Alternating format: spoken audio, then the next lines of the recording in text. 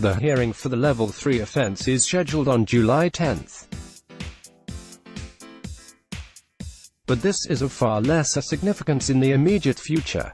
Michael Beloff QC, appointed Judicial Commissioner by the ICC, threw out Sri Lanka captain Dinesh Chandimal's appeal against his one-test suspension for changing the condition of the ball in the ongoing series against the West Indies. Chandimal had been caught on camera trying to apply spittle to the ball shortly after putting a lozenge in his mouth when play was in progress in the second test at St. Lucia. This was seen to be in breach of Clause 41.3 of the ICC's standard test match playing conditions. The misdemeanor earned the ire of ICC match referee Javagal Srinath, who fined Chandimal 100% match fees and also handed him 2 suspension points, corresponding to 4 demerit points, which led to the 1-match suspension. The Sri Lankans aggravated the situation by refusing to take the field for over 2 hours after match officials had stepped into the picture and asked for the ball to be changed. In fact, for a while it appeared they might even concede the match. The recalcitrance of Chandimal, coach Chandikahath Urasinghe and manager Asanka Gursenia compelled Srinath to further charge them with a Level 3 offence, conduct contrary to spirit of the game, and impose a 5-run penalty on the Lankans when play finally resumed. The hearing for the Level 3 offence is scheduled on July 10. But this is of far lesser significance in the immediate future. The more serious impact is the one-test ban on Chandimal, which means Sri Lanka will play the last test at Barbados without their captain and best player. That the hearing with Beloff on Friday against the ban lasted almost 4 hours suggests that the case against Chandimal was not open and shut. The Lankan cricket establishment for the most stands behind its captain, though this support has not been voluble.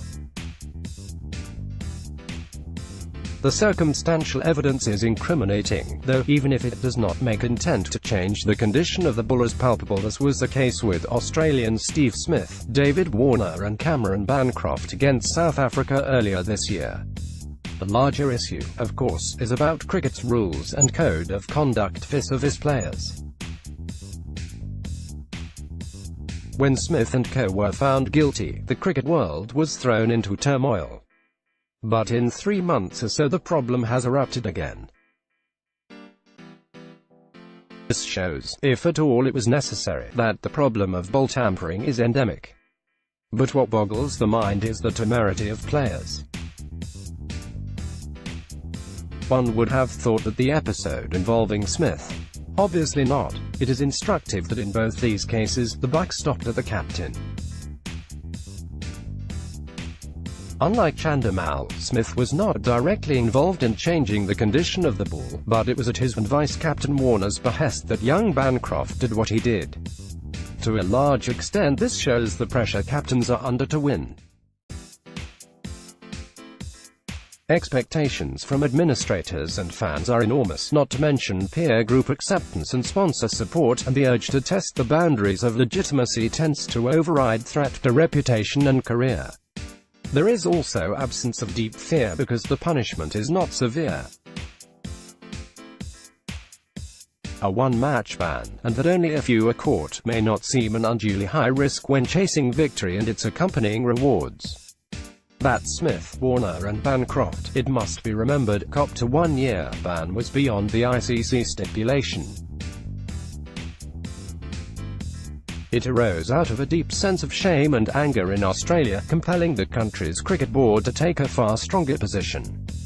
It's pertinent at this stage to focus on Smith. The 1-year ban, in the context of prevailing rules, was harsh. But what's happened subsequently has been farcical.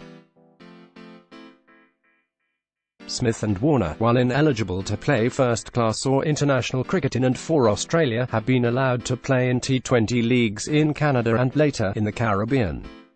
True, stopping them could lead to a restraint of trade legal issue, but from them to make a lucrative living while still living out the punishment makes the mockery of the ban.